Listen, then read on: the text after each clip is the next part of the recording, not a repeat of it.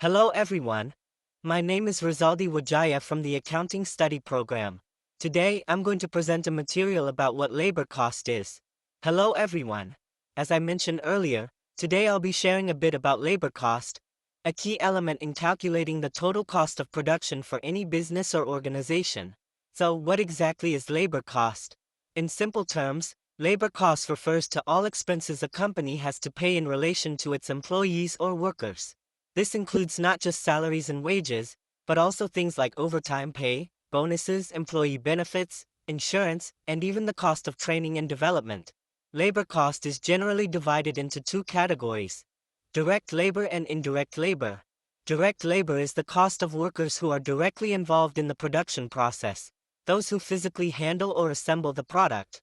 For example, a carpenter building a table or a tailor sewing a dress. Their time and effort can be directly traced to the product being made. On the other hand, indirect labor refers to workers who support the production process, but aren't directly involved in making the product, like supervisors, quality control staff, or maintenance workers. Their contribution is still important, but it's harder to link their labor to one specific item. Now, why is understanding labor costs so important? First, because it affects how a business sets its product prices. If labor costs are too high and not well managed, the overall production cost increases, which can make the product more expensive and harder to sell in a competitive market. On the flip side, if a company tries to cut labor costs too much, like underpaying employees or reducing workforce, it can lead to low morale, poor performance, or even high turnover rates.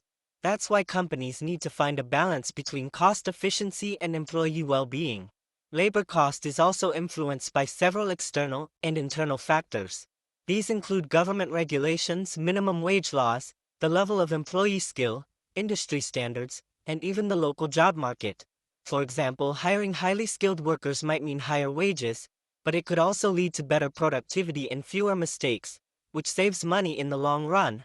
Some companies also invest in automation to reduce dependence on labor, but this requires a different type of cost consideration, like equipment investment and maintenance.